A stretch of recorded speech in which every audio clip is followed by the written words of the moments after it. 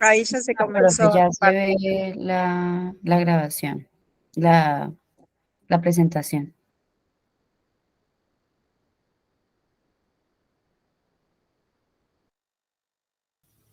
Ya no se ve.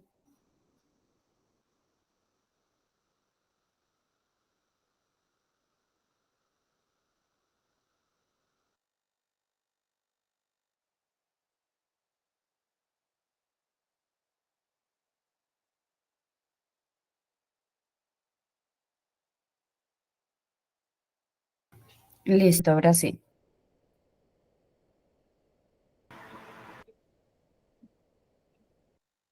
Listo, ahí se ve. Sí, sí, señor. Bueno, listo. Bueno, pues vamos a comenzar. Entonces, digamos que en este momento, en política pública, la educación rural en Colombia se encuentra priorizada a través de una propuesta de ley sectorial mm, en el marco, digamos, de una ley de la educación como derecho. Sin embargo, digamos que el contexto de esa ley está dado por distintas políticas, movimientos, acciones. Entonces, les vamos a hacer como un recorrido de lo que ha tenido pues que pasar y cuál es el lugar en el que estamos en este momento, digamos, como a grandes rasgos y digamos que según el tiempo que tenemos. Digamos que en el 2011 hay un hito importante que es el informe de Naciones Unidas sobre el problema de la tierra en Colombia, que se llama Colombia Rural, Razones para la Esperanza. Digamos que es un diagnóstico del profesor Absalón Machado de la Universidad Nacional sobre la situación de la tierra en Colombia, en donde hace evidente, digamos, como los problemas que Colombia, digamos, ha venido teniendo, ¿no? Digamos que en Colombia una parte del conflicto armado se explica por la tierra, ¿no? La concentración de la tierra, la concentración de la riqueza, y eso ha derivado en distintos problemas agrícolas, de seguridad alimentaria, eh, de catastro, de propiedad de la tierra, de grandes latifundios, etcétera, ¿no? Digamos que este informe de Naciones Unidas es un hito en el contexto rural en Colombia, porque se puede observar precisamente, digamos, este perfil. Entonces ahí encontramos cosas como, por ejemplo, la ampliación de la frontera agrícola, ¿cierto? El problema de que la mayoría de tierras en Colombia tienen una vocación agrícola, pero la mayoría es utilizada para la ganadería, ¿cierto? El contexto de las mujeres rurales y el campesinado en el problema de la tierra, así como el de los pueblos indígenas y las comunidades colombianas, comunidades afrocolombianas, perdón, y digamos que todo el problema de la violencia, ¿no? Digamos que ahí hay como dos vertientes sobre la violencia en Colombia, sobre si hay una violencia política que genera desplazamiento o si se utiliza la violencia como un arma política para apropiarse de las tierras, para que se genere desplazamiento y, digamos, haya una apropiación de tierras, ¿no? Dependiendo de la región de Colombia en donde uno vaya, hay apropiaciones de tierras muy, muy extensas en el marco del conflicto colombiano, digamos, y pues eh, en el marco también, digamos, de lo que fue el proyecto paramilitar, pero lo vamos a ver un poco más adelante. Entonces, digamos que este informe de Colombia Rural, Razones para la Esperanza, es fundamental para entender, digamos, el contexto de la ruralidad, en lo que más adelante vamos a ver que fueron los acuerdos de La Habana y su reforma rural integral. Pues que como parte de este contexto, también en el 2011 hay otro hito que es la ley de víctimas y restitución de tierras, o la ley de víctimas y restitución de tierras, Es muy importante esa ley porque hasta ese momento, digamos que las víctimas estaban invisibilizadas y todos los problemas del conflicto armado, digamos que no estaban claramente identificadas, no habían instituciones, no habían políticas que atendieran pues las víctimas de esta guerra que están sobre todo en la ruralidad. ¿Sí? Aunque se ha avanzado en el reconocimiento de tierras, en la institucionalidad, como los jueces de tierras, como la misma unidad de restitución de tierras, de donde se tomó esta, esta infografía, ¿cierto? Que tiene como alguna información sobre las sentencias, sobre la sentencia a campesinos, a indígenas, a étnica, y aunque si bien hay que reconocerle que fue un gran avance, porque ha habido algunas sentencias emblemáticas, por ejemplo, digamos, en el Meta, en la región de la Primavera, del municipio de la Primavera, por ejemplo, digamos que hubo una restitución que fueron casi 1000 hectáreas. ¿Sí? Una para reserva natural y otras para las comunidades indígenas Tijuana y Cubeo que habitan en ese territorio, que habían sido, digamos, pues apropiadas por eh, paramilitares de un grupo que se llamaba los Carranceros.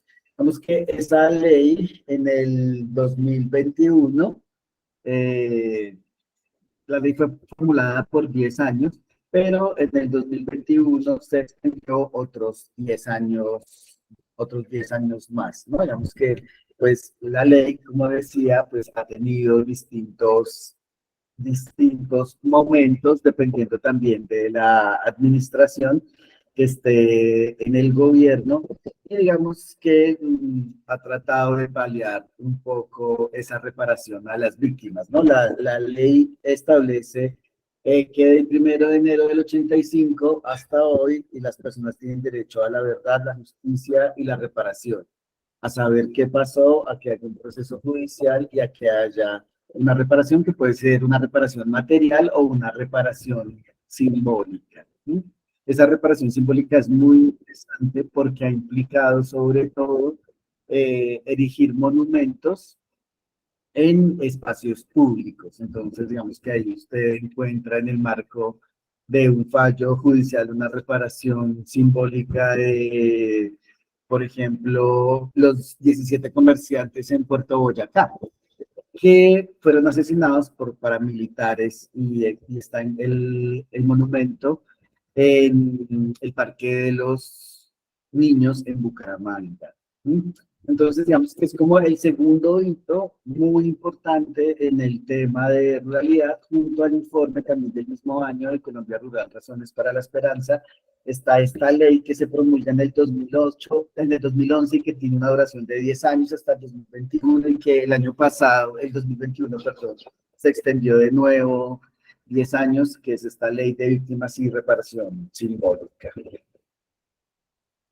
En el 2014 se publica, el Centro Nacional de Memoria Histórica publica Basta Ya, Colombia, Memorias de Guerra y Dignidad, y lanza también un documental que se llama No hubo tiempo para la tristeza. Todo este material, digamos que está público en la red, tanto el informe de Naciones Unidas, Colombia Rural, Razones para la Esperanza, como lo que fue la ley de restricción de guerra, sus distintos momentos según los gobiernos, y este informe de Basta Ya, que es general sobre Colombia, pero también hay unos capítulos por regiones, ¿no? Por la región de la Orinoquía, precisamente, por grupos étnicos, por mujeres, por niños, etcétera, ¿no?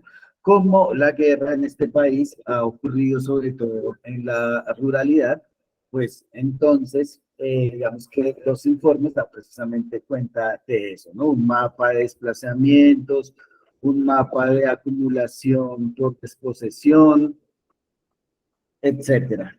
¿Me están escuchando? Sí. Sí, sí, Sí, señor. señor. Ah, ok, es que Sí, profe. siento que se me va la señal a veces. Entonces, digamos que aquí este es como un resumen de lo que se encuentra dentro del informe, las dimensiones y modalidades de la guerra, ¿no? Digamos que pues tristemente en Colombia se han cometido todos los delitos, ¿cierto? Digamos, se han cometido infracciones al derecho internacional humanitario, se han cometido crímenes de lesa humanidad contra niños, mujeres, etcétera. ¿Sí? Y por supuesto, digamos, contra la propiedad de la tierra. Ha habido digamos, un fenómeno que David Harvey, un teórico, llama acumulación por desposesión, ¿no? Que es precisamente aquí en Colombia lo utiliza Héctor Mondragón para decir que efectivamente la gente no se va de la tierra porque hay guerra, sino que se hace la guerra para que la gente se vaya de la tierra. Entonces, digamos que este es un tercer momento que va, digamos, perfilando la posibilidad de pensar la ruralidad desde otra orilla o de una manera mucho más sistemática, mucho más documentada, mucho más, digamos, en público, de una manera segmentada, como un asunto del Estado, ¿cierto? Pues también internacional. Mm, Este es el mapa actual de Colombia, digamos que por la influencia de la guerrilla y, bueno, del actual no, digamos, hasta el 2016, que fue el acuerdo de La Habana, en un proyecto que también está público, que es un atlas de conflicto armado en Colombia, que hizo un profesor de la Universidad Nacional y que, digamos, establece las regiones que han sido más golpeadas por las FARC y por el paramilitarismo. Pues que en el gobierno actual hay 22 grupos armados que buscan sumarse a la paz total. En ellos, digamos que hay guerrillas, hay paramilitares, incluso puede haber cierto tipo de delincuencia común, etcétera, ¿no? Esto para decir que efectivamente el conflicto armado, si bien sufrió una baja de intensidad en Colombia, es que pues sigue vivo, ¿no? Como fenómeno, tanto con grupos de izquierda radical como de derecha. Este es un informe de este año sobre eventos que afectaron a niñas, niños y adolescentes en contexto de conflictos armados en Colombia durante el primer trimestre del año. Entonces, ustedes pueden ver el mismo mapa, es un mapa muy similar en donde veíamos el anterior, donde estaba ocupado por guerrillas y paramilitares, ¿no? Entonces, esto quiere decir que por lo menos en este primer trimestre, de enero a marzo, bueno, ya salió el de abril, mayo y junio, y está por salir el de julio, agosto y septiembre.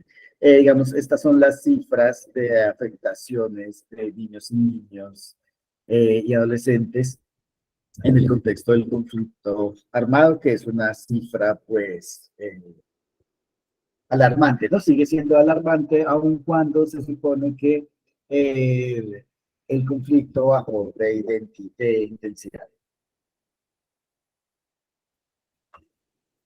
En ese conflicto, por supuesto, los docentes y los profesores, sobre todo de áreas rurales, han sufrido pues el rigor de la guerra por distintas situaciones. Este es un informe que hace FECODE, la Federación Colombiana de Educadores y la Escuela Nacional Sindical, sobre crímenes de lesa humanidad, persecución y exterminio contra maestros y maestros sindicalistas, miembros de FECODE entre 1986 y 2010. Ese informe también lo pueden encontrar público en Internet. Digamos que aquí solamente traje 3 estadísticas, pero digamos que quien quiera lo puede consultar en Internet sobre homicidios contra docentes sindicalizados en el mismo espacio de tiempo del 86 al 2016, desapariciones forzadas de docentes, atentados contra docentes sindicalizados, ¿sí? Y vemos que hay un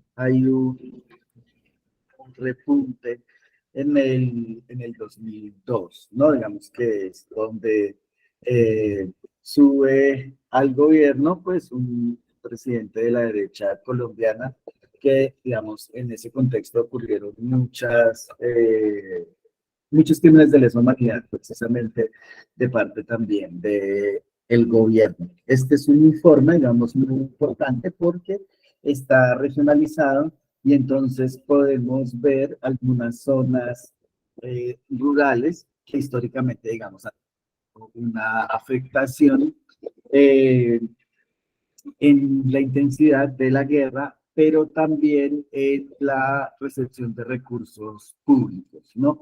Entonces pareciera, digamos, que hay, o por lo menos, digamos, puede decir uno que hay una alta coincidencia entre las zonas de homicidios contra docentes, desapariciones forzadas, atentados contra docentes, la radicalización del conflicto armado desde el proyecto paramilitar y la no, ¿cómo se diría eso? El no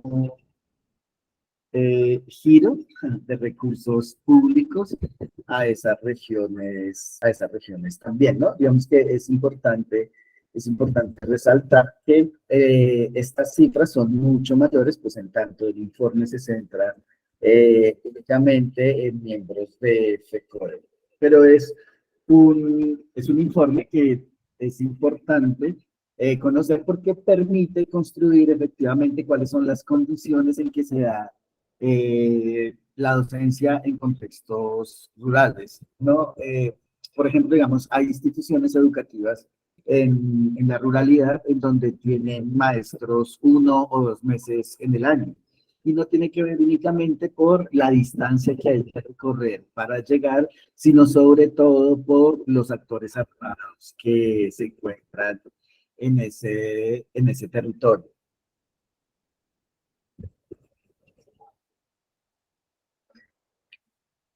Este es otro informe que hace Recoder de una manera mucho más reciente, que es, digamos, uno de los sindicatos más grandes del país, la Federación Colombiana de Educadores, sobre la escuela, un territorio que resiste a la guerra. Es un aporte a la Comisión de la Verdad, que es un mecanismo que se planteó precisamente para que se pudiera esclarecer sobre la verdad, diferentes verdades sobre el conflicto colombiano, que en la ley de víctimas y en otras leyes, digamos que han rebajado penas por confesar delitos, digamos que pues no había sido posible esclarecer. Una de las novedades, digamos, de la JEP, que es muy importante, es precisamente que los particulares puedan presentarse libremente, particulares y militares, del gobierno, pero sobre todo particulares, que puedan presentar, digamos, y contar la verdad de lo que pasó, y eso, digamos, que trae algunos beneficios jurídicos para las personas que confiesen. Digamos que en este informe es donde se puede ver más claramente, digamos, como cuál es la dinámica de la escuela rural en, en el país, ¿cierto? Digamos, es una cosa, digamos, muy importante porque eh, habla en términos de impactos del conflicto armado en la escuela, ¿no? Digamos, han habido combates en donde el ejército, los paramilitares o la guerrilla se pertrechan en la escuela, ¿cierto? Digamos, lo cual pues es una infracción al VIH, pero sin embargo, digamos, ha existido y sigue existiendo hasta hoy. Eh, pero también, digamos que distintas acciones alrededor de los administrativos, sobre todo de los maestros y de los estudiantes, digamos, por parte de estos actores armados, ¿no? En donde se ve, digamos, también comprometida cosas como diferentes clases como las de ciencias sociales, por ejemplo, ¿no? En donde hay una regulación sobre cómo se debe contar la historia del conflicto en el país. Y con base en eso, pues ha habido desplazamientos, amenazas, muertes, etcétera.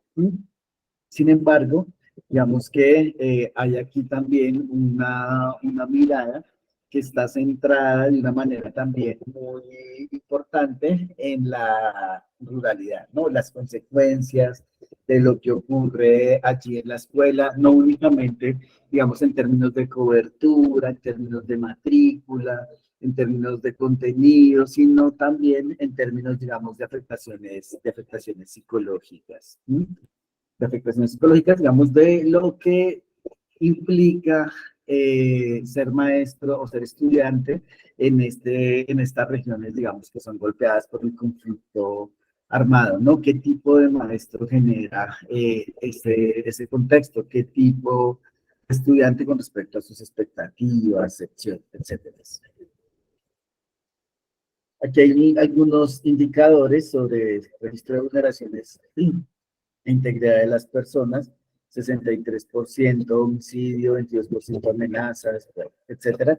Y aquí hay un mapa de las regiones, ¿no? Que claramente, digamos, una de las regiones más afectadas es Antioquia en su zona rural. Antioquia, pues, es un departamento de Colombia. Colombia está dividida en departamentos y los departamentos en municipios y esos municipios pues generalmente tienen una capital y el resto pueden ser zonas rurales. Aquí hay una gráfica de niños y niñas adolescentes reclutados y desvinculados o desmovilizados de 1960 al 2016. Digamos que muchas de estas gráficas tienen esta periodicidad hasta el 2016, en tanto en el 2016, digamos que hubo como la firma de los acuerdos de La Habana, y entonces pues la dinámica se transformó un poco, como les decía al principio, digamos que hubo como una baja en la intensidad del conflicto. Pero digamos, con la gráfica que veíamos antes, no quiere decir, digamos, que haya parado, ¿no? Sino que solamente bajó. Veíamos las afectaciones en el primer trimestre de este año en niños, niñas y adolescentes, sobre todo en el contexto rural. Bueno, digamos que eso ha implicado a lo largo y ancho del país, de San Andrés a Leticia, de los Llanos a Urabá, y también, digamos, con el acompañamiento del Centro de Memoria Histórica, el que les contaba hace un rato que hace el informe de Basta Ya en el 2011, después del informe de Naciones Unidas sobre el problema de la tierra en Colombia. Digamos que hay muchas iniciativas de memoria, de construcción de paz desde la escuela, pero también digamos que se ha venido abriendo paso un tipo de literatura infantil que cuenta, pues digamos, sobre el conflicto armado. Aquí solo por poner dos ejemplos, está Camino a Casa, que cuenta la historia de una niña que su padre desapareció en el contexto de la toma del Palacio de Justicia, una cosa que ocurrió en Colombia hasta mediados de la década de los 80, entonces el M-19, una guerrilla, se tomó digamos, uno de los edificios del Congreso. Colombia es un sistema bicameral entre Cámara y Senado, y ahí hubo desaparecidos y muertos, digamos que después fue uno de los casos más sonados en Colombia, en donde el ejército salió pues responsable de esas desapariciones. Ese librito de Camino a Casa cuenta entonces sobre uno de esos episodios, no el de la toma del palacio, pero sí, digamos, el de uno de esos desaparecidos. Y hay varios, digamos, este de agujeros negros que está aquí a la derecha, en la parte de abajo, cuenta la historia de Elsa Alvarado y Mario Calderón, el ex sacerdote jesuita, y ella una activista en derechos humanos que trabajaban en la zona del páramo de Sumapaz. Es un hecho comprobado, digamos que en la capital del país, en Bogotá, llegaron elementos del gobierno de ese momento y pues los asesinaron. Y entonces el librito lo que cuenta, ellos tenían un hijo que se salvó, mataron al papá de Elsa, a Elsa y a Mario Calderón, y el niño se salvó, porque Elsa lo metió en un closet y bueno, lo escondió, etcétera, y el niño lloró. Y bueno. Es el librito de los agujeros negros, entonces cuenta la historia de un niño que va al páramo de Sumapaz y lo envuelve una neblina. Y él empieza a oír voces, son las voces de sus papás, de Elsa Alvarado y Mario Calderón. Entonces, digamos que han habido como también distintas iniciativas desde las escuelas de la literatura que empiezan a hacer como memoria alrededor de esto. El 9 de abril, que es un día emblemático para nosotros en Colombia, que es el asesinato de Jorge Eliezer Gaitán en la década del 40, un líder colombiano muy importante, que su asesinato en la carrera séptima de Bogotá implicó un, que se desatara pues una violencia en todo el país, que no comenzó ese día, ¿cierto? Sino que comenzó en la década del 40. Fue declarado ese día como el Día de las Víctimas. Entonces, digamos que hay distintas iniciativas también que en diferentes lugares del país conmemoran no únicamente el hecho del 9 de abril, del asesinato de Gaitán, sino, digamos, sobre todo esto que no existía hasta antes del informe de Basta Ya, que era el reconocimiento público de las víctimas y en escenarios públicos sobre lo que había pasado y el papel de las víctimas en todo esto. Bueno, como parte entonces también de ese contexto de los informes que se han dado sobre la tierra, sobre el conflicto armado, sobre la afectación de, de las escuelas, sobre el asesinato y desaparición, de los maestros rurales y también en el sector urbano. Digamos que en Colombia en el 2013 ocurre un paro nacional agrario. Bueno, claro que antes de eso, a ver, me quedo antes. Sí. Eh, el paro nacional y agrario y popular, digamos que pues ocurrió en diferentes zonas del país, digamos, pues reivindicando el lugar campesino, no del movimiento campesino, el problema de la titulación de la tierra, el problema de la concentración de la tierra, el problema, digamos, el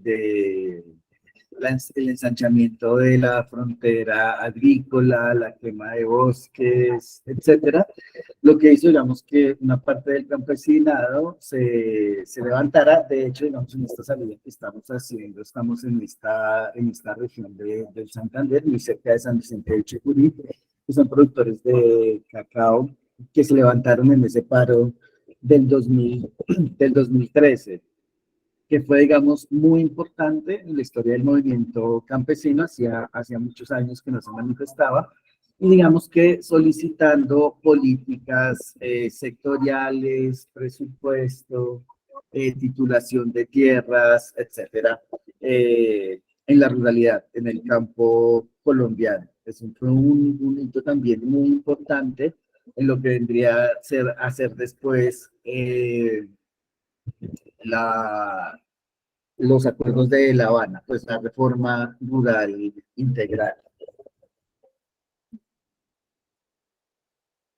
Ese año precisamente, o el año siguiente, bueno, se hace el tercer censo nacional agropecuario.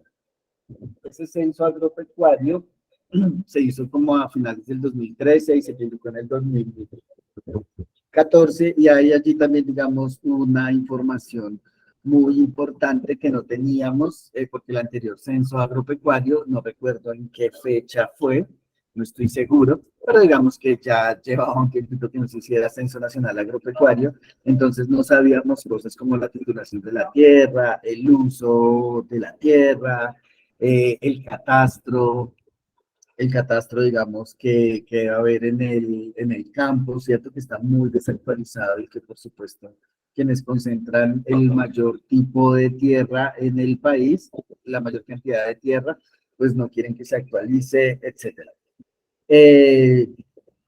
Entonces, digamos que aquí hay una caracterización importante sobre la ruralidad, que también, pues, quien esté interesado puede consultarlo porque hay un desglose por el sector educativo también en la ruralidad, por el nivel educativo y etcétera. Aquí creo que se alcanza a ver algo, 59.7% y 56.1% las mujeres, el 20% no tiene ningún nivel educativo, el 17% no sabe ni leer ni escribir. Y bueno, digamos que aquí hay también un llamado de atención a lo que ya lo había hecho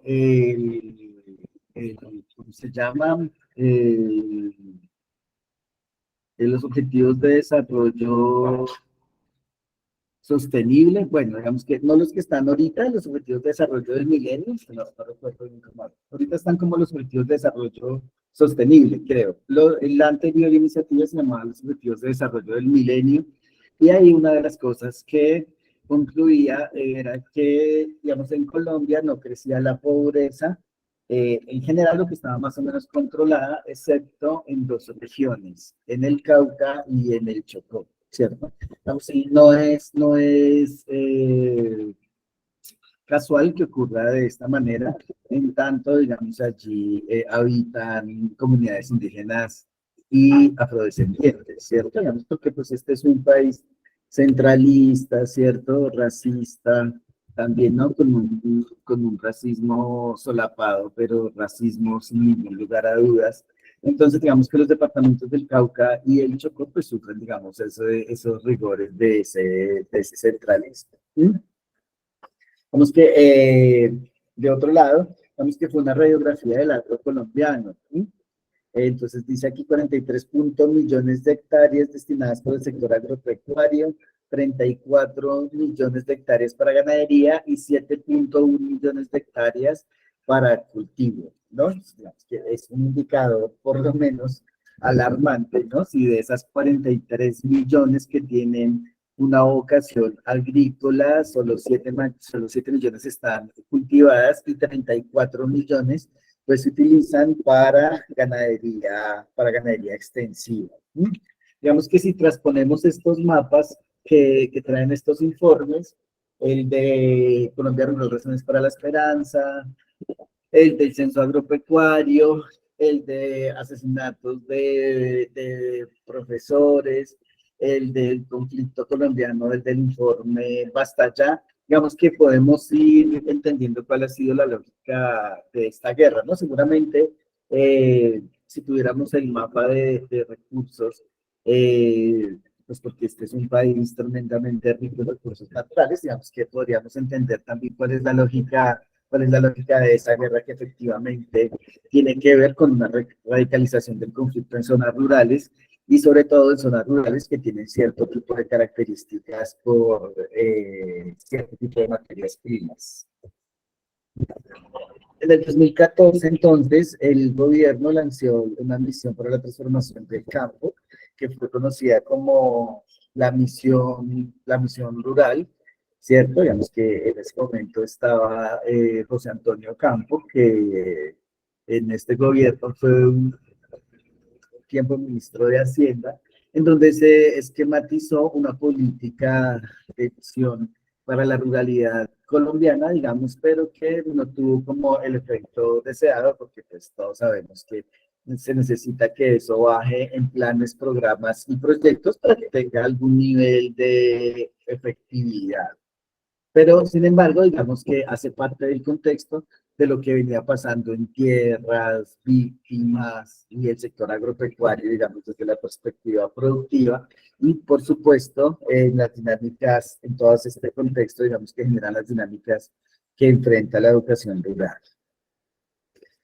Eh, Aquí, digamos que hay un contrapunto interesante y es que en el 2016 se firman los acuerdos de La Habana y el primer punto de los acuerdos de La Habana es precisamente el acuerdo agrario, lo que se vino a llamar la reforma rural integral, ¿no? Esa reforma rural integral, digamos que, por ejemplo, tiene una diferencia muy importante con respecto a las reformas agrarias que se dieron en Colombia mucho antes, porque digamos que la pelea se enfocaba casi exclusivamente en la titulación de la tierra.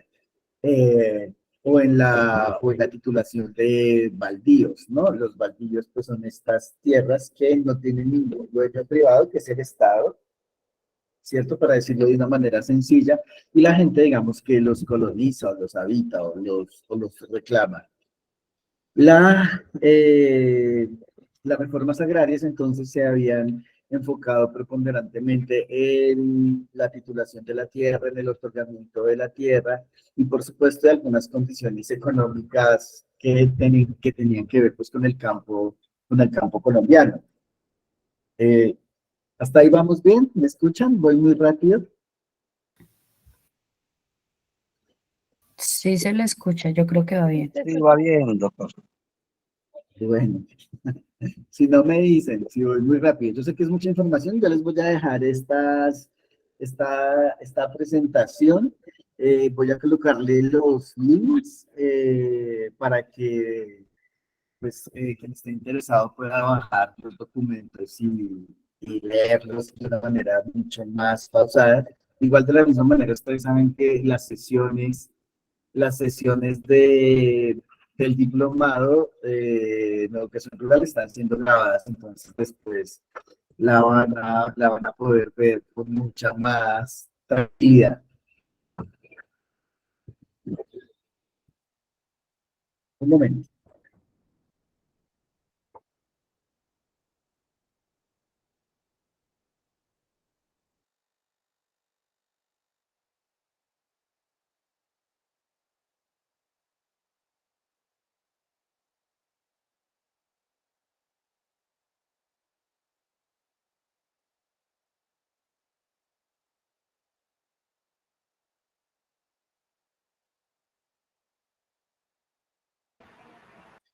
Bueno, entonces,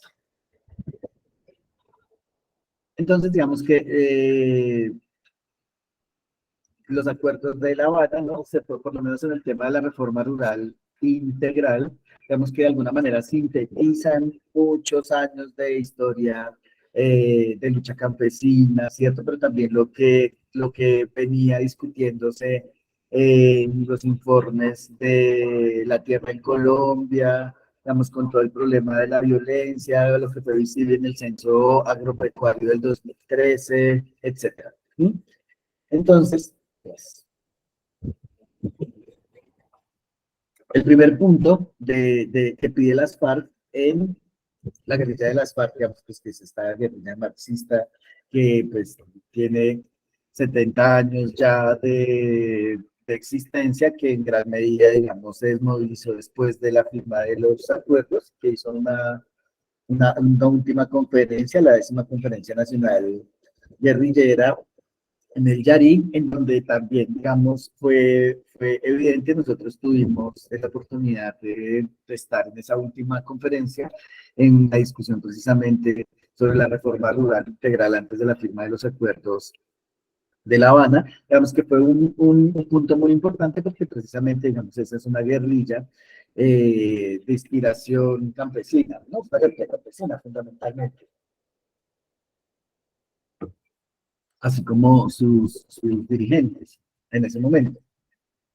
Entonces, digamos, como sobre estos 5 puntos que ustedes ven aquí en la diapositiva, se logró posicionar esta de la reforma rural integral, que como decía, digamos, tiene una distinción con las políticas, por ejemplo, anteriores de reforma agraria, en donde ve esta oportunidad de reforma de una manera mucho más integral, o sea, relacionada también con las vías culturales, también, digamos, con la inversión, también con la titulación de tierras, sin duda, pero también, digamos, con los equipamientos, no únicamente, digamos, en relación con la tierra, sino en relación también con todas esas condiciones, como por ejemplo la salud y la infraestructura en salud, la educación, el número de docentes, su reconocimiento económico, las garantías, no solamente salariales, sino también de seguridad, las vías, los caminos vecinales, las vías terciarias, etcétera, ¿no? Digamos que fue una mirada mucho más integral sobre ese fortalecimiento de lo rural, en donde, por supuesto, digamos, uno de los puntos importantes era, pues, la escuela. Aquí está desglosada un poco, está desglosado un poco mejor, digamos, como los puntos que sean parte de la reforma rural integral, el acceso y uso de la tierra, los programas de desarrollo con enfoque territorial, los planes para la reforma rural integral. Eso implicó que se generaran, por supuesto, también entidades en el gobierno que lo atendieran, que hicieran viable, digamos, que los acuerdos de La Habana en este punto de la reforma rural integral. Hay unos objetivos, por ejemplo, digamos, la formalización de 7 millones de hectáreas en pequeña y mediana propiedad rural, el cierre de la frontera agrícola, ¿no? Digamos que en Colombia, como veíamos antes, lo que identificó el censo, bueno, digamos que no era un secreto tampoco, pero digamos el censo lo hizo pues mucho más visible y es que esta vocación agrícola esta tierra de vocación agrícola pues estaba sobre todo relacionada con la ganadería. Digamos que lo que hacían también los campesinos pues era ampliar la frontera agrícola alrededor de reservas, etcétera. Pero también, digamos, en zonas cafeteras de Colombia, digamos que Colombia pues es famosa por su café, como todos ustedes saben, el café colombiano, digamos que es cultivado sobre todo en ladera, ¿cierto? En ladera de la montaña. Y por supuesto, digamos que, por ejemplo, parte de este reclamo del paro agrario del 2013 es porque en ese momento también producir una carga de café podía costar de 500 a 700.000 pesos, dependiendo, digamos, las características de transporte.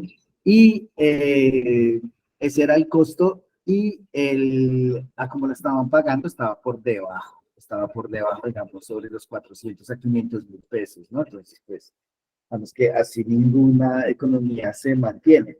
Esta, digamos, es como un panorama, digamos, sobre los objetivos principales de la reforma rural integral, no únicamente visto desde la propiedad, sino con todo lo que se necesita en infraestructura, desarrollo social, salud, educación, mejoramiento de la vivienda rural, estímulos a la economía campesina, etcétera.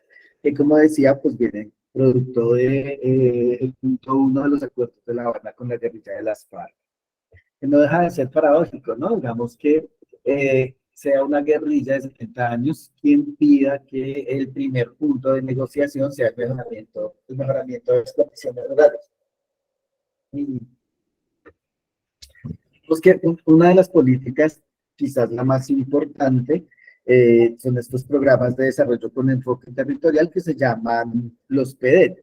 Esos PEDET, digamos que tomaron las regiones en un 90% rurales, en donde ocurrió, digamos, en donde el conflicto armado estuvo de una manera mucho más recalcitrante y los priorizó. Este es el mapa, entonces, de la priorización de los PEDET que se hace como parte de la reforma rural integral.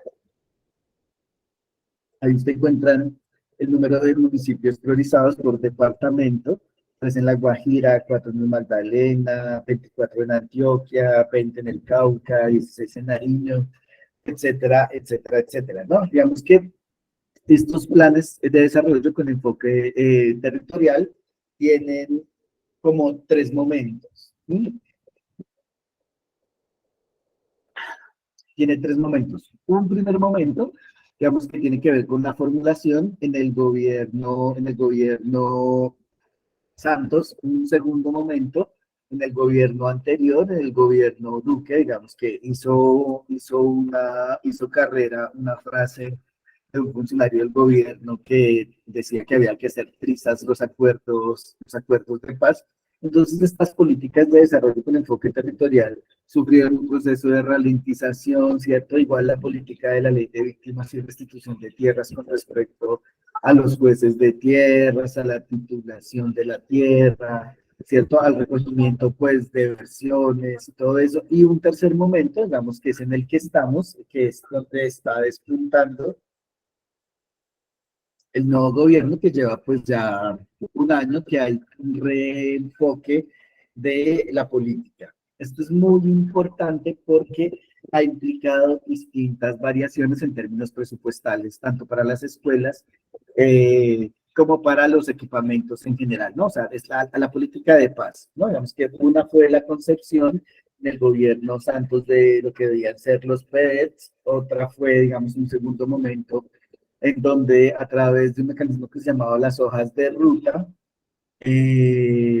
casi que se reenfocaban los propósitos de los PD en el contexto del proceso de paz a cualquier cosa, ¿no? Entonces, digamos que la construcción de una vía intermunicipal en un municipio intermedio podía ser, digamos, como parte de los PD, cuando precisamente se supone que estos enfoques territoriales tenían unos municipios priorizados y unos propósitos. Bueno,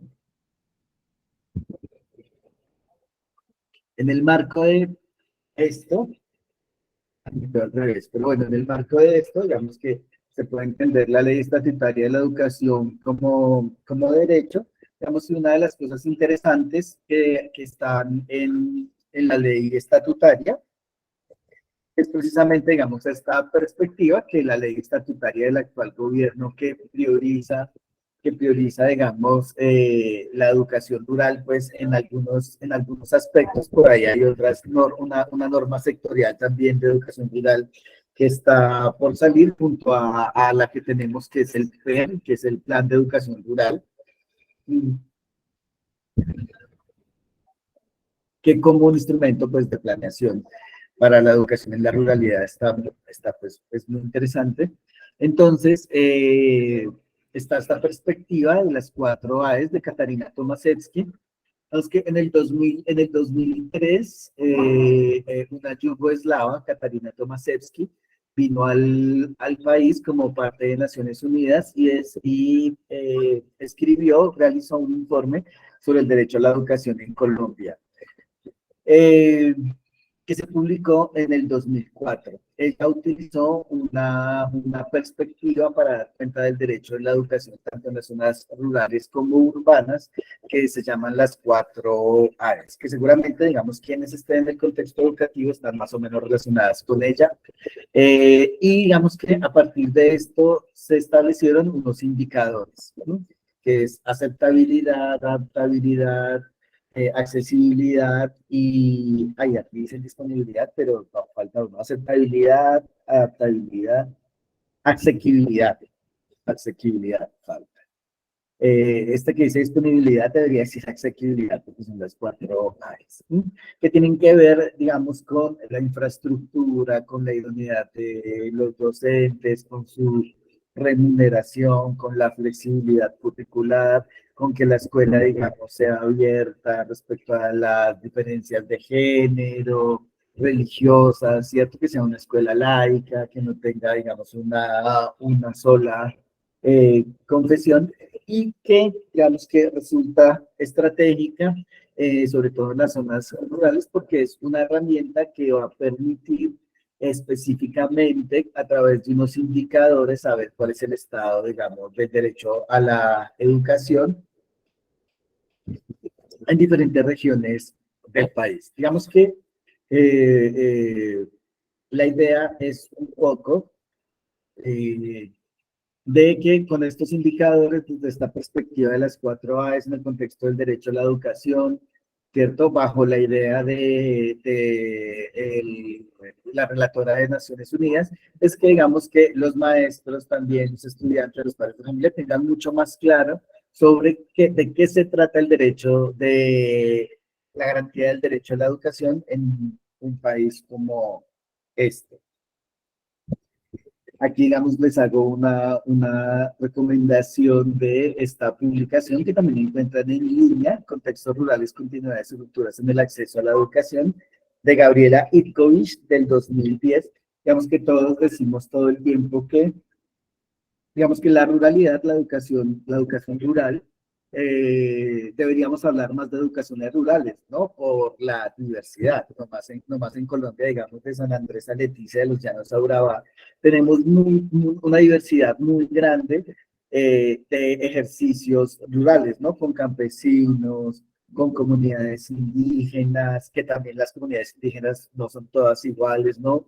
Unas son, digamos, las de la Orinoquía, como los Sicuani, los Cubeos, los Sáliva, los Amorúa, ¿cierto? Digamos, otras, las comunidades del Cauca, otras las de Risaralda, como los Embera-Caquí, Embera-Chaní, etcétera, ¿no? Pero también tenemos dos raizales en la parte de, de San Andrés, ¿cierto? Y de la misma manera, digamos, el campesino en Boyacá no es lo mismo que serlo en La Guajira, etcétera, etcétera, etcétera. Este libro, digamos que tiene una metodología precisamente para pensar ese contexto rural tan diverso por una cosa que llama sería como gradual, no sé cómo se diría, graduación, creo que sería como la, la, la idea más precisa.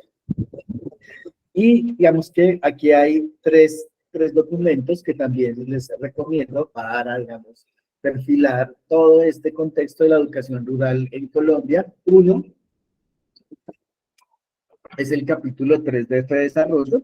Fue un estudio que publicó ya hace unos años sobre el gasto en el sector educativo en Colombia. Digamos que lo que hay allí es una explicación sobre cómo son las contrapartidas. Digamos que hay una explicación ahí que aunque unas cosas sigan vigentes y otras no, se puede entender, digamos, como cuál es la lógica del gasto en el sector educativo en Colombia.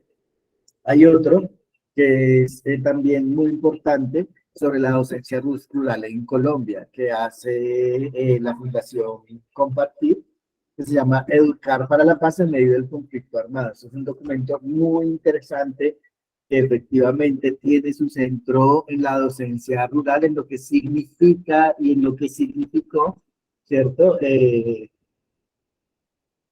Lo que significa y en lo que significó ser docente rural en medio de un conflicto armado.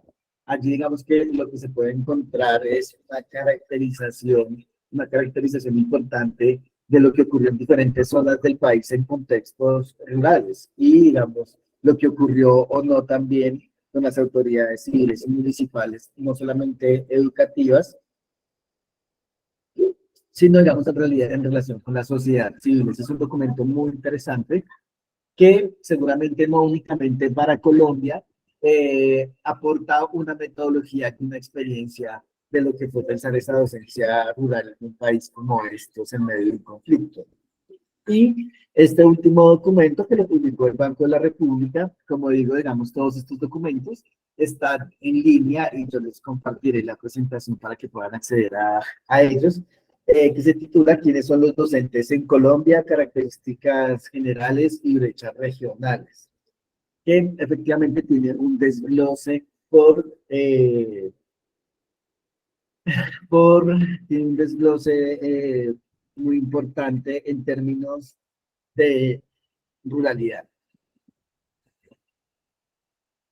Bueno, entonces les comentaba, esta es la última parte de la presentación, les comentaba que en este momento estamos en el municipio de Landazuri, en Santander, precisamente en el marco de una electiva que tenemos en la universidad sobre educación rural en Colombia, en donde estamos visitando eh, 5 sedes de un colegio, 4 sedes rurales y una sede urbana en el municipio de Landazuri. Entonces ustedes ven ahí el mapa de Colombia, ven el mapa del departamento de Santander y el municipio de Landazuri. Sabes que estas son tres sedes que hemos visitado, ya les muestro la urbana, la sede Kilómetro Cuarto, que es esta de la mitad, ahí hacen parte más o menos 11 niños. Está la parte de Agua Chica, de la sede de Agua Chica, que es esta de la derecha, y está la sede de Bienestar, que es esta de la sede izquierda. Está la sede de Bienestar tiene como unos 15 estudiantes, es la sede de Kilómetro 4 tiene 11 y la sede de Agua Chica tiene como 25, si no estoy mal, ¿no? Pues que todas son escuelas multigrado. El colegio tiene 18, 17 sedes eh, rurales. ¿Sí?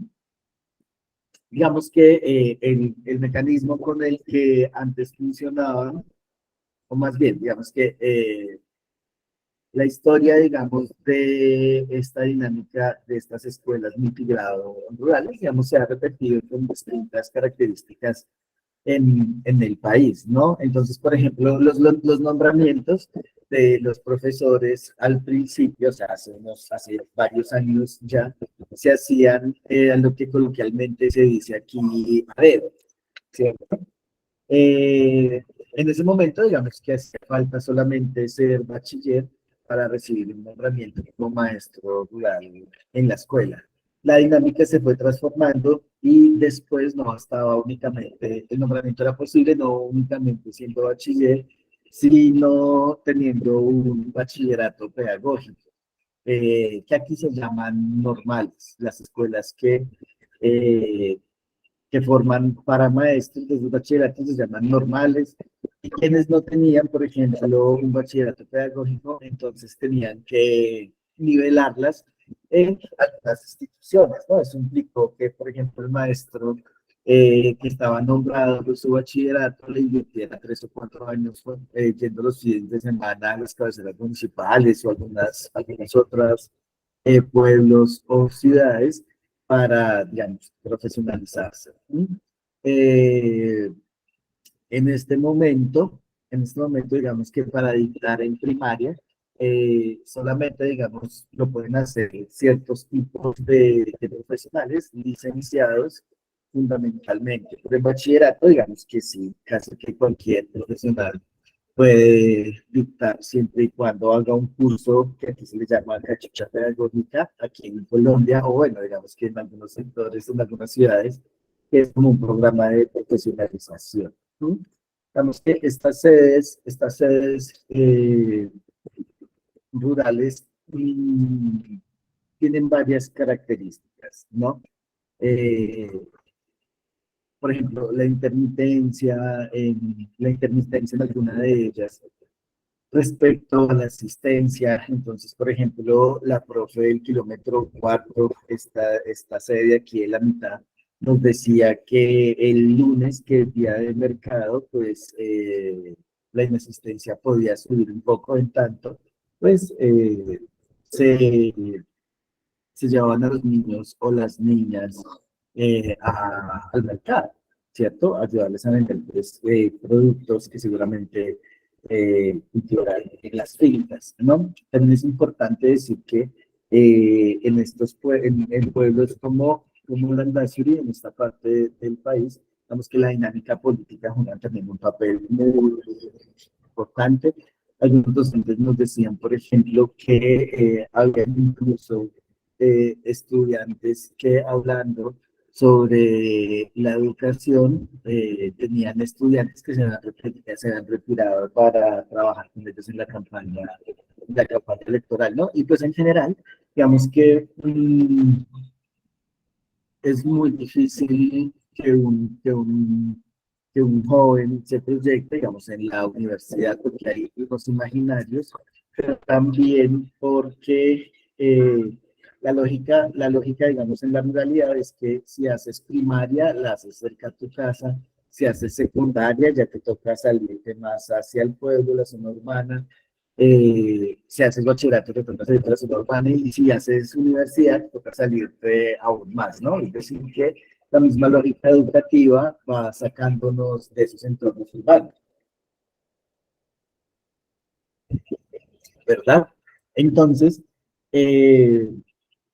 bueno, eso por un lado. Digamos que en esta visita, digamos que gracias a la información que hemos podido recuperar, pues con la generosidad de los profes, ¿no? Porque estos son versiones, pues, que los profes nos entregan de manera oral sobre la dinámica de la escuela rural en Landazuri. Por supuesto que logramos ir a las sedes mucho más cercanas a la parte rural, pues digamos las otras 14 sedes están unas pues ya mucho más, a mucha mayor distancia, ¿cierto?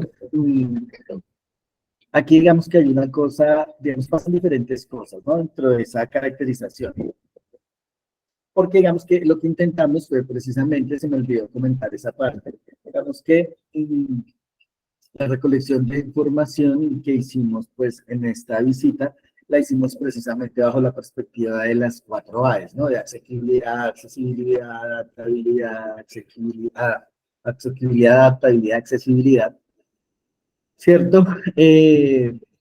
Con respecto, pues, a esta metodología de las 4 A's y sobre la concreción del derecho a la educación.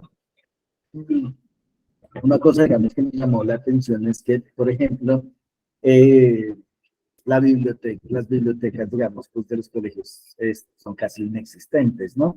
De lo que hay, digamos que son algunas guías de escuela nueva. Escuela nueva, digamos, fue como una metodología eh, que se implementó en las escuelas rurales ya hace un tiempo. No voy a tener tiempo para contarles, digamos, como la experiencia de bachillerato por radio de lo que fue la ACPO o Radio Sutatensa del bachillerato por radio. Pero digamos que escuela nueva tiene cierta legitimidad. Bueno, habría porque contextualizar los materiales, ¿no? Entonces tenía cartillas para la costa pacífica, para la parte sur, para la parte centro, ¿no? Colombia es un país de regiones. Eh, Sin embargo, digamos que esa metodología, ese proyecto, ese modelo de escuela nueva, tiene también como tres vertientes. Uno, digamos que es como la persona que se atribuye como la creación de ella. Otra, una parte muy importante y muy interesante que realizan los cafeteros, la Asociación de Cafeteros en el Quindío, que es una cosa de verdad importante, interesante en términos pedagógicos en el contexto rural. Y otra, digamos, que la que han desarrollado los profes como tal, desde sus iniciativas, ¿no? Cómo, digamos, adaptan esas metodologías. Y entonces decía que las bibliotecas escolares pues son casi inexistentes y lo que hay son guías pues muy antiguas de escuela, de escuela nueva, pero además digamos que no tenemos biblioteca municipal tampoco, ¿cierto? Entonces, digamos, claro, claro, seguramente hay planes de lectura en las escuelas, pero al no haber esta cultura de la lectura, pues claro, lo dificulta mucho porque también los medios de comunicación no nos dicen, ¿no? Que hay que leer, que es importante leer, que es un placer leer, bueno, etcétera, ¿no? Entonces, para conseguir un libro infantil, eh, digamos que pues me decía la profe que había que eh, pedírselo al señor de la papelería para que le trajera de otra ciudad, ¿no? Digamos que pues es muy eficiente, pero también lo pone a uno a pensar sobre la inversión en educación, ¿no? O sea, un colegio sin biblioteca, un municipio sin biblioteca, digamos, pues esas políticas de libros son, pues genera un gran interrogante, ¿no? Igual con el material didáctico, igual con, con lo básico de materiales, por ejemplo, deportivos, ¿no? Y aquí hay que decir también que bueno, esta perspectiva, hay una perspectiva, digamos, que critica mucho la perspectiva, la idea de la educación rural desde la carencia, ¿no? Desde la carencia, que solo se visibiliza la carencia, que hay que visibilizar la potencia y tal. Sin duda, pero yo creo, digamos, que no son excluyentes, ¿no? Que hay que decir, efectivamente, hay que insistir en que se necesita inversión. Vamos a ver, digamos, con el nuevo gobierno hay una esperanza de que eso ocurra. De hecho, digamos, hace 2 o 3 días salió un decreto que redirecciona unos recursos del Sistema General de Participación, una política colombiana sobre, sobre recursos a las escuelas, y pues, que saque como un listado de cuánto le toca a cada escuela. Eh, pero sí, digamos que es necesario seguir diciendo, ¿no? Que no, que dónde están los recursos, que por qué no tenemos libros infantiles, por qué no hay bibliotecas, por qué no están dotadas, ¿cierto? ¿Por qué no hay materiales deportivos, etcétera? ¿Sí? Estas escuelas multigrado, entonces, trabajan a través de guías y se priorizan 5 asignaturas, que son matemáticas, ciencias naturales, ciencias sociales, eh, matemáticas, ciencias naturales, ciencias sociales, español e inglés. ¿Mm? Vamos que eso se trabajan con guías individuales. Entonces, hay una escuela multigrado, digamos que la escuela multigrado, por ejemplo, de Aguachica. Entonces, en clase de matemáticas, hay 3 niños en cuarto, 4 en quinto, 3 en primero, etcétera. Entonces, digamos que se trabaja matemáticas con unas guías individuales. Pero hay otras asignaturas como educación física, religión, ¿no? Que dependiendo del profe, pues se dicta religión católica o religión, o más con un asunto de ética, o más desde una perspectiva diversa, porque el municipio, digamos que tiene distintas conformaciones de grupos eh, religiosos, ¿no? Pentecostales, evangélicos, católicos. ¿Sí? Entonces, digamos que se trabajan ahí de manera integrada, llaman los profes, ¿cierto? De manera integrada es que se hace la misma actividad eh, para todos, ¿no? Es que lo que ocurrió en pandemia, coincidían los 3 profes, es que eh, todas las asignaturas se dictaron, o por lo menos digamos, en el caso de una de ellas, todas las asignaturas se dictaron de manera integral. En pandemia, entonces el profe hacía las guías, los papás las recogían de manera física y si tenían preguntas, llamaban al profe por teléfono y que eso implicó, digamos, pues un gasto también en los estudiantes, en los papás, en las familias, digamos, pues por la compra de un teléfono. El colegio, digamos, en una de estas sedes tiene, por ejemplo, internet satelital, pero los equipos con los que cuentan, pues no son los idóneos y pues son muy lentos, etc. Y, como, como un mantenimiento, ¿cierto? Entonces, digamos que eso, ¿no? Dentro de ese modelo está este modelo de escuela nueva que trabaja por días, que prioriza el gobierno, digamos, como 5 áreas básicas, o obligatorias o fundamentales, y que otras las dicta de manera, pues, integral. ¿Mm? Eh, bueno, y ya para terminar, digamos que habría que decir, eh, por lo menos, digamos, como 3 cosas, ¿no? Y es que, efectivamente, digamos que se necesita una mirada, digamos, cimentar muchísimo más una mirada integral con respecto a la educación, ¿sí? Que no implique a la educación no únicamente, sino, digamos, a la ruralidad, ¿no? Creo, digamos, que ser un docente en un contexto rural implica también una mirada política, una mirada sobre políticas públicas, una mirada sobre los equipamientos que tienen que ver en salud, en educación, ¿no? Digamos, como en procesos de participación, en procesos de participación comunitaria, ¿no? Digamos que finalmente son los movimientos sociales, por lo menos en este país, uno de los actores que ha ayudado a preservar la poca democracia que tenemos.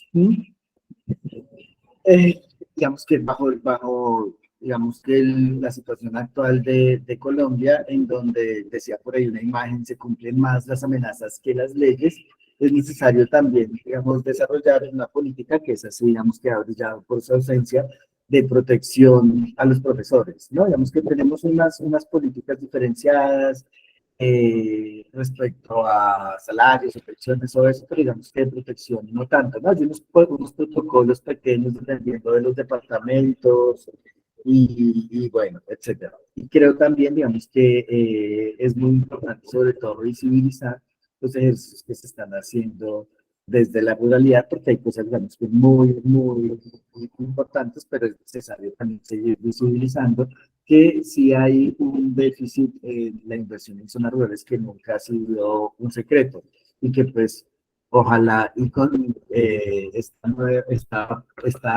este giro de los PD, el lanzamiento de esta ley estatutaria, eh, de educación y el lanzamiento del plan de desarrollo podamos hacer que la educación en la ruralidad, digamos que pues tenga una variación cualitativa y cuantitativa, tanto en su calidad como en su acceso y permanencia.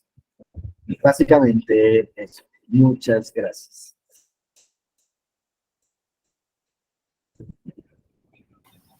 Muy bien, muchas gracias. ¿Alguien tiene preguntas, inquietudes? Voy a estar leyendo alguno de los comentarios, de los últimos comentarios. La profesora Lorena dice, cuánto dolor que la memoria nos permite recordar que no nos merecemos vivir esos episodios. Jorge Daniel Miranda dice, no se implementó, sigue en vigencia, por lo menos en el territorio del departamento del Cesar, en la ciudad de Valledupar y corregimientos aledaños. Y sigue con más fuerza bajo la intención del programa Todo es Aprender, donde sigue instaurada la modalidad docente multigrados. Si alguien tiene alguna inquietud, alguna pregunta o algo para aportar, este es el momento.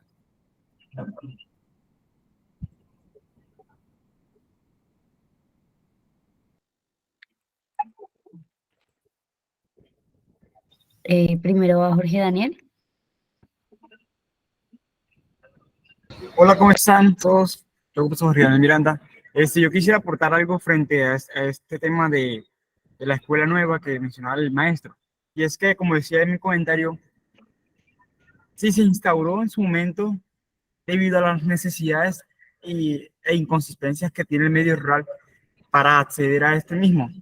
Los caminos, el acceso a las vías, ¿sí? La demanda de estudiantes a un espacio físico pues, llamado colegio, pero que a todo esto pienso que al día de hoy, con toda la demanda de profesionales que tenemos y que hay en curso, los que estamos estudiando, creo que es necesaria la vinculación de más docentes para el área rural. ¿Por qué? Porque es necesaria no solamente por toda la gama de posibilidades y variedades de conocimiento específico que se debe llevar para estos procesos.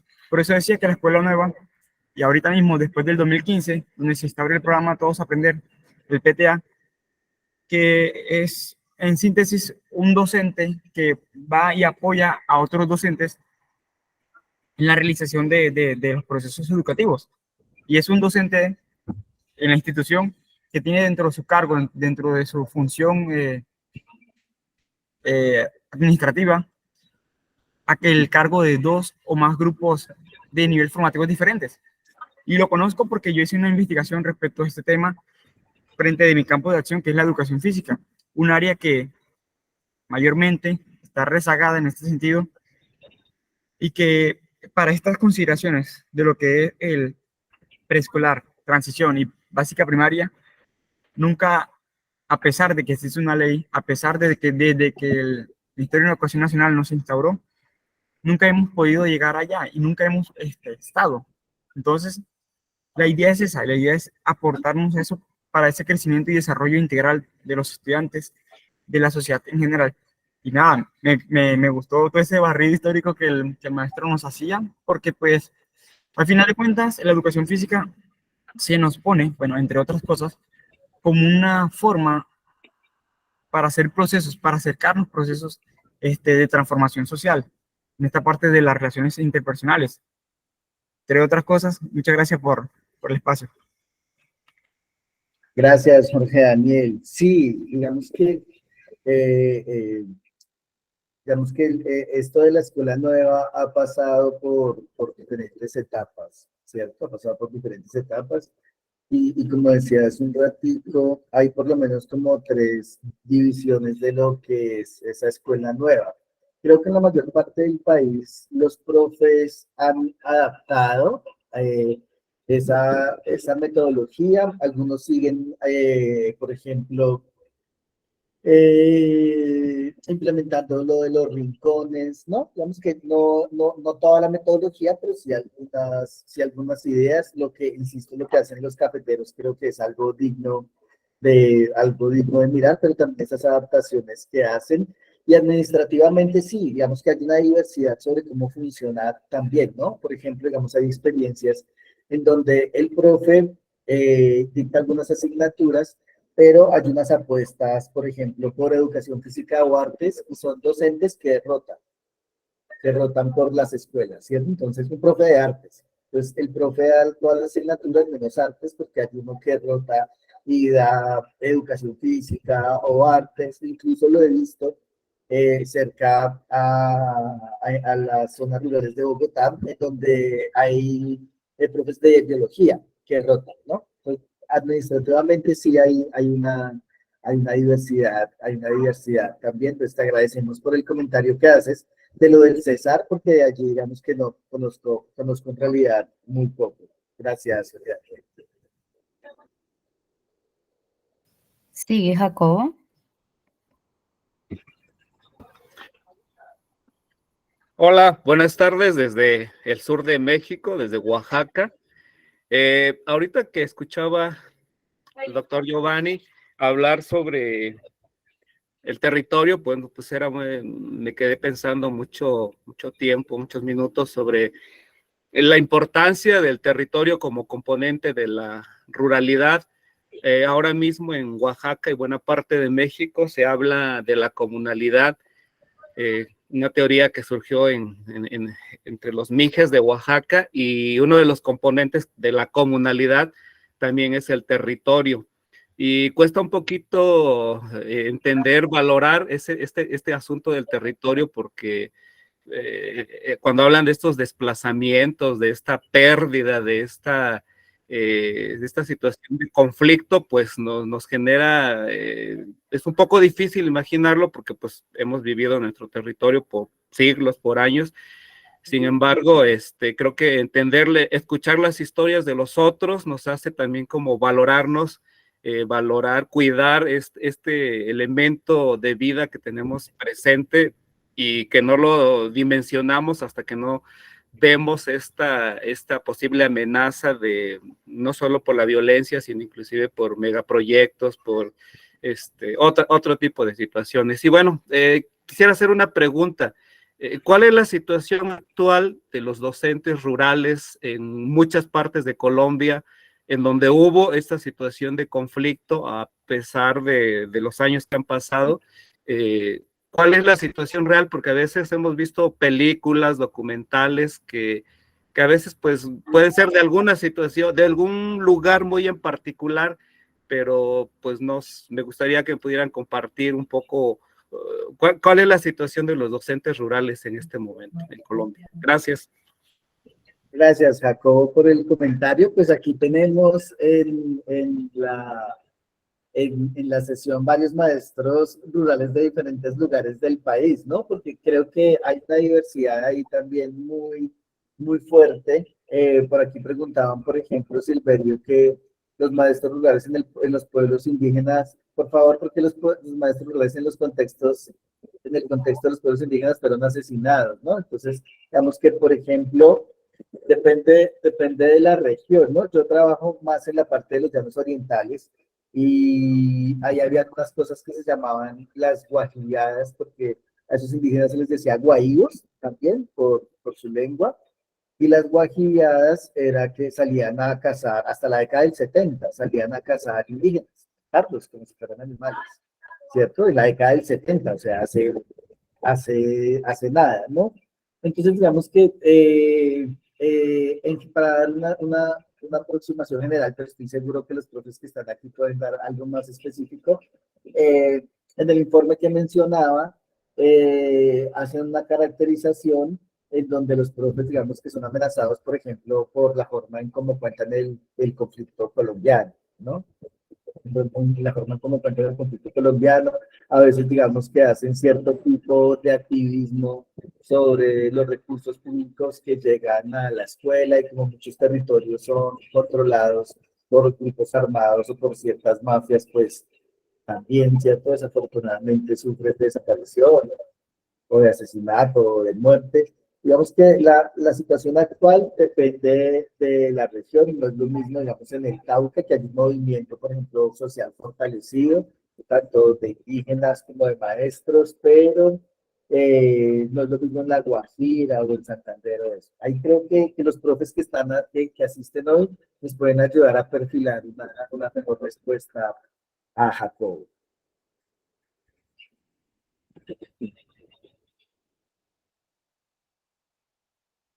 Y hay otra cosa que quería decir es, sí, aquí digamos que en los últimos años, Jacob, se vienen publicando textos sobre el retorno a la comunidad, ¿cierto? Sobre, digamos, esta necesidad de pensar de nuevo, no únicamente la tierra, sino el territorio, digamos. De hecho, en la restitución de tierras, por ejemplo, la gente decía, bueno, sí, me quitaron 10 hectáreas, usted me las va a devolver en otra parte, pero yo ahí no nací, ahí no ocurrió mi niñez, ¿cierto? Ahí no me enamoré, ahí no murió mi abuela, ¿no? Que es como, usted me devuelve la tierra, pero no me puede devolver el territorio, ¿cierto?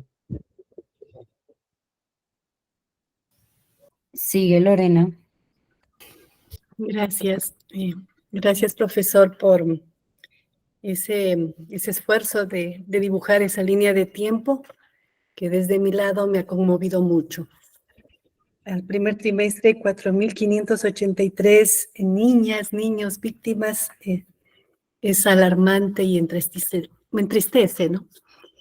Y yo más bien me pongo al otro lado porque nosotros en Ecuador estamos en esa génesis de una violencia sistemática en donde parecería que ya estamos naturalizando que cada día hayan más personas fallecidas, que en las cárceles hayan más mitines y fallecidos, pero también mi hipótesis es que a los poderes y a los poderes de la violencia quieren dejar los territorios rurales sin gente. Y por eso es que son los lugares en donde están yendo. Yo no he escuchado que ya estén en las escuelas, pero sí son esos niños, esos jóvenes, y en territorios, por ejemplo, en Esmeraldas, que está cerca de Colombia, en donde los están cooptando para que formen parte de sus pandillas y de estas se incrementen los episodios de violencia e inseguridad en este país que, por ser pequeño, no estábamos, no habíamos vivido esas realidades. Sabíamos lo que pasaba en Colombia, muchas familias o quizá personas de Colombia han venido, son parte del Ecuador, nos han contado sus angustias de lo que ha significado desplazarse. Sabíamos lo que pasaba en el Perú cuando hubo el sendero, pero aquí en el Ecuador no había eso, siempre había esa jactancia de territorio de paz. Entonces, allí yo más bien, mi pregunta es, ¿qué hacer como para estar alerta, cuidarnos en este mundo rural, con estos actores, con las profesoras, los profesores, las madres, los padres de familia, estos espacios de organización comunitaria, organización social que hay? No creo que podamos detener esa violencia, pero sí para cuidarnos, para estar alerta, para no permitir que eso se normalice en la narrativa, en la vida. Esa es mi inquietud, más bien. Si hay algunas como pistas, documentos que podamos leer, porque realmente nos toca prepararnos. Eso es. Pues muchas gracias, Lorena, por tu participación. Pues es una pregunta difícil, ¿no? Igual sigo insistiendo en que aquí hay muchos maestros de diferentes regiones del país y de diferentes latitudes que podrían darnos muchas más pistas, pero yo creo, digamos, personalmente que hay una posibilidad muy grande en el fortalecimiento de los movimientos sociales, ¿no? Digamos, de los profesores como líderes también de esta comunidad educativa, de estos modelos que tenemos en América Latina, de la escuela comunidad, por ejemplo, ¿no? De cómo, digamos, la escuela sale de sus paredes y empieza a generar un vínculo mucho más fuerte con las comunidades que de hecho lo tienen, ¿no? Porque los padres de familia o los acudientes de los niños y las niñas que educamos, pues son de la comunidad, ¿cierto? Pero creo que generar ese vínculo, fortalecer ese vínculo, podría ser, pero también digamos que los movimientos sociales, ¿no? Digamos, los movimientos sociales alrededor de derechos humanos, ¿cierto? Alrededor pues, de las cosas que hace la escuela sobre el medio ambiente. Creo que ahí puede haber una pista, pero digamos que en toda América Latina hay muchas experiencias sobre eso. Nosotros tenemos una, por ejemplo, sobre el contexto de una escuela en la comunidad de paz de San José de Apartador, una escuela que dijo, nosotros no somos no estamos a favor del gobierno, de los militares, ni de la guerrilla, ni de los paramilitares, ¿no? Y se declararon una comunidad de paz, ¿no? Eso generó también otros problemas, pero creo que es el fortalecimiento comunitario a propósito de lo que decíamos con Jacobo ahorita, lo que nos puede proteger, digamos, en ciertas circunstancias. Gracias, y de acuerdo en eso. ¿Alguien más había levantado hace un momento la mano? Creo que era Mejía, algo así. Sí, muy buenas tardes. Yo les saludo desde La Guajira, zona norte extrema de Colombia, desde el corazón del pueblo guayú, siempre le digo, porque es una zona que muy querida por muchas personas, pero maltratada por otros. Y ahorita escuchándoles, pues sí, nos vemos afectados y sobre todo la escuela rural. Yo soy maestra en escuela rural y nos vemos afectados primero porque sobre el norte de La Guajira pesa un estigma y es que por aquí año tras año han sacado toneladas de droga. Entonces está manejado por grupos armados que utilizan la población y obviamente pues por esta situación no se le permite a la comunidad acceder a la escuela. Por consiguiente, todo este personal y los niños tienen que bajar a buscar las poblaciones cercanas y buscar una escuela, pero una escuela que le ofrece un currículo que los aleja de su cosmovisión, de sus saberes ancestrales y alejándolos de su lengua materna, del guayunaiki. Cuando esto pasa, pues se olvida, se deja atrás su cementerio, Amuyubo, ese lugar donde descansan sus ancestros y donde están sepultados todos sus saberes, esas bibliotecas ambulantes. Y ahorita también con la instalación de los molinos eólicos, pues ciertamente es un megaproyecto, traerá mucho beneficio, pero el beneficio es para el resto del país. Igual el desplazamiento sigue, los mismos nativos se ven obligados, presionados, porque el abandono del Estado pues los obliga a entregarle sus tierras, su territorio a personas extranjeras que lo único que vienen es a explotar sacar beneficio económico, pero ellos le pueden ofrecer una casa, una escuela, pero ya no en el lugar, ya no donde está su cementerio, ya no donde nacieron, como decía el profe hace un momento. Tienen que desplazarse, tienen que irse. Y de verdad que es bastante triste escuchar que tenemos que irnos porque el territorio va a ser ocupado por otros ajenos que llegaron solo porque todos estos territorios indígenas son muy ricos. Esa riqueza es la que se necesita para seguir subsistiendo. Ahora la pregunta es, ¿hasta cuándo podremos soportar? Muchas gracias. Gracias. Ay,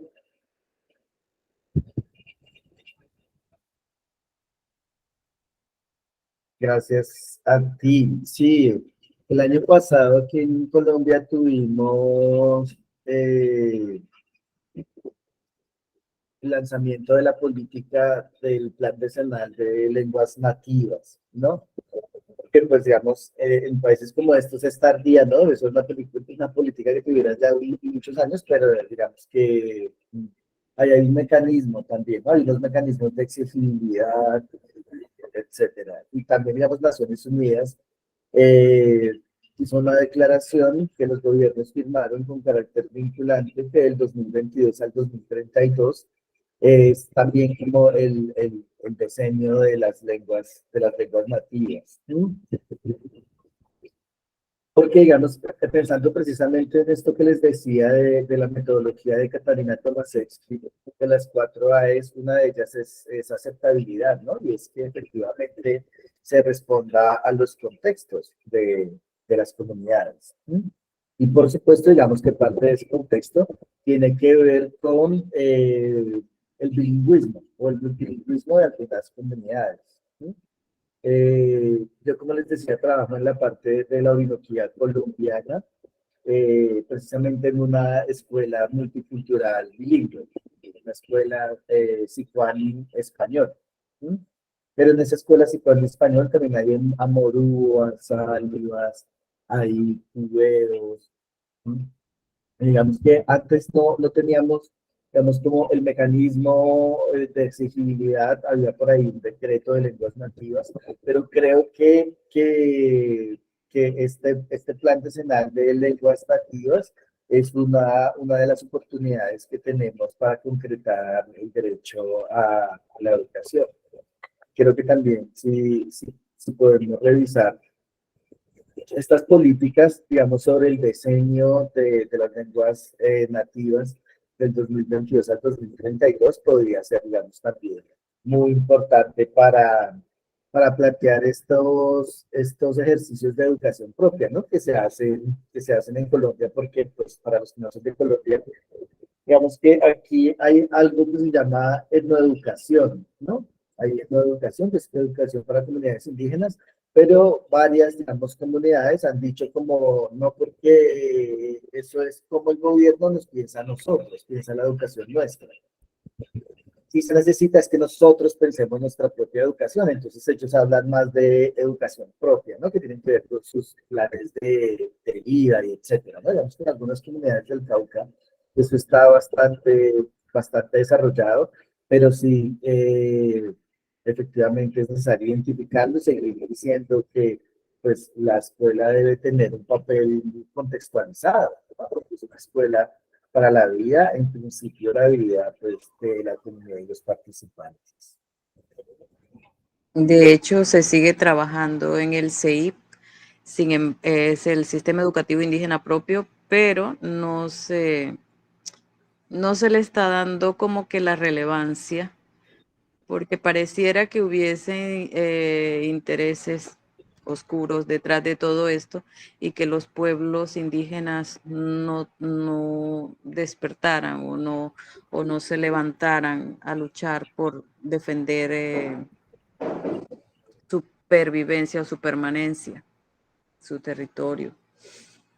Y si hablamos de la lengua, pues seguimos, por más que se ha luchado, seguimos trabajando enseñando lengua castellana, enseñando inglés, más que la lengua materna, que sigue en investigación. Es una lengua, la lengua guayuna, y que no ha sido escrita en su totalidad.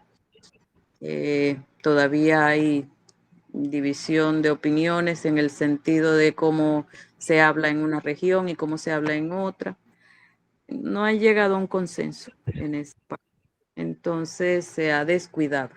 Y los muchachos siguen graduándose año tras año y siguen saliendo del colegio de instituciones etnoeducativas, pero son bachilleres académicos o cualquier otra especialidad, menos fortalecer su propia cultura o su identidad como indígena.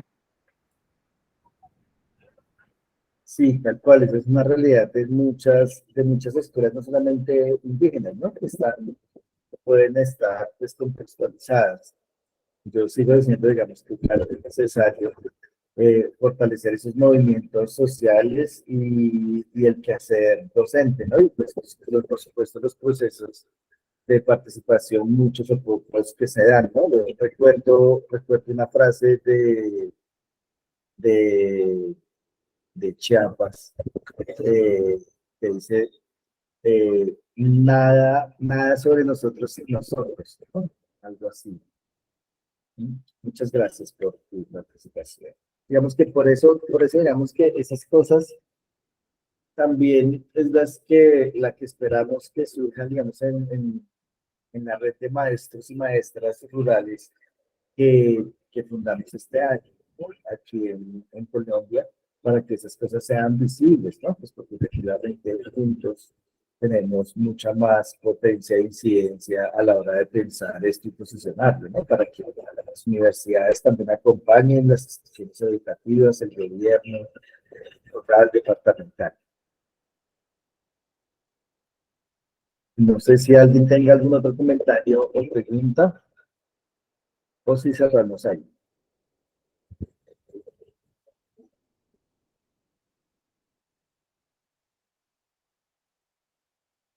Yo creería que ya podemos cerrar. Nadie más levantó la mano ni han hecho ningún otro comentario. Entonces, muchísimas gracias, profe, por toda la información. Creo que algunos quieren como los documentos compartidos. Y pues gracias a todos por la participación. Recuerden que aquí estamos los martes y los viernes de 4 a 6. Si tienen problemas algunos me han escrito por los del cronograma del grupo 1. Si ustedes también tienen, recuerden que hay por los grupos de WhatsApp. Pueden estar preguntando. Que estén muy bien. Dale, buena tarde. Muchas gracias a todas y a todos. Gracias, profe. Muchas gracias. Muchas gracias. Muchas Gracias, gracias. feliz tarde. Muchas gracias. Gracias, profesor. Y gracias. Muchas